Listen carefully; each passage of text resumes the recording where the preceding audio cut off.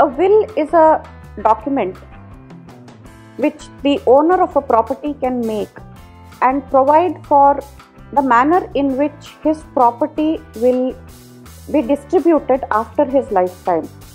So will, as we see, the English meaning of will is to give effect to a person's wish.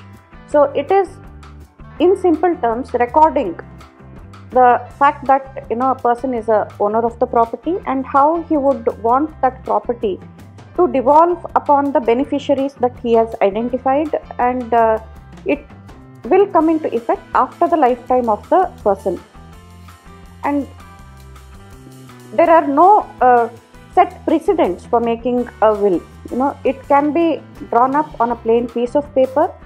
What is important is to show that the person who is making it, firstly, there are certain requirements for a will to be a valid document in law. One, that the person should be a major.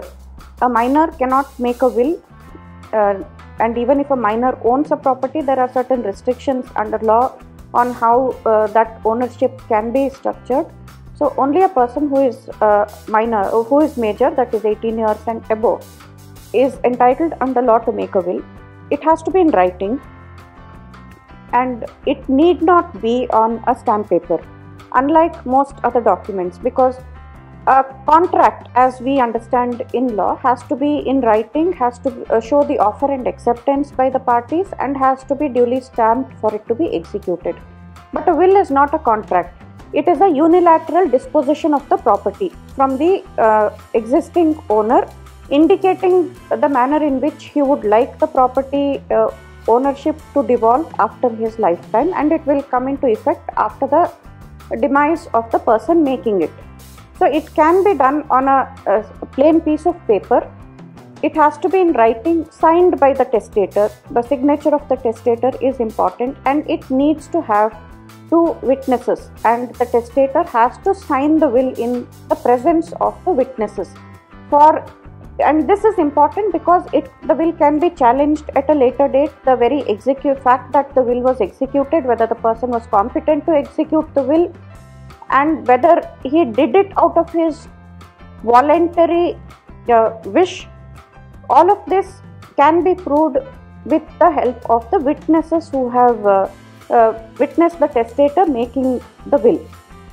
Now the second aspect is whether a will needs to be registered.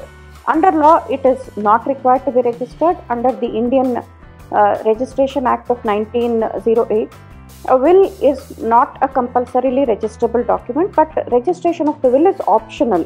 So if a party chooses to register the will, he can go before the sub-registrar and register the document, which will be kept there. But because it is not a compulsorily registrable document, it does not become a public document. Now we need to understand, under Indian law there are a set of documents for which registration is compulsory. So once the document is registered, it becomes a public document which will be registered in, there are different books under which documents are registered before a sub-registrar's office. So compulsorily registrable documents go into book 1, which will be available for public scrutiny. If any person wants to get a copy of a document which is registered in book 1, it should be made available. But in case of a will, which is not a compulsorily registrable document, the entry will be made in book 3, and a public will not have access to it. So therefore, if a person who is intending to make a will and wants to register it, can be rest assured that the details will not be made public. There is also a process of making a will, keeping it in a sealed cover, which will be opened only after the demise of the person. Now once a will is made, signed by the testator as well as the witnesses, the document can be handed over to somebody who is called as an executor of a will. Now we need to understand certain terms when it comes to a will. The person who is making the will is called as a testator. The person who is getting the property after the lifetime of the testator will be the beneficiary. Now there are also instances where a will can be challenged. Now first, we also need to understand that a will, when a person is making a will, it is not necessary that the beneficiaries should be members of his family, should be related to him, or should be even known to him. A will is a document where a person can choose to even dispose of the property to the public at large. Or I can say that, okay, I have 2 cats and 3 dogs, so I will ensure that my property is used for the benefit of my cats and dogs, and after that, it will go to a public cause, or it will go to a particular identified charity or a trust or some institution. That is also a valid disposition under law.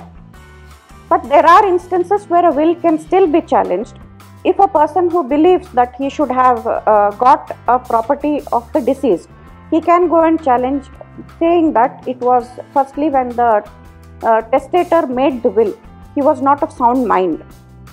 He did not have the legal competence to execute the will. Legal competence, as in if he is a minor, he is definitely debarred from making a will. But if a minor does make a will after he attains the age of majority, he can make one more will, and that is perfectly valid. But one can challenge the will on the ground that it was secured by way of undue influence or coercion, that the person who made the will was put under threat, or there was some other kind of influence exerted on him because of which he was compelled to execute a will of the nature that was done. But these are all matters which need to be proved before a court of law.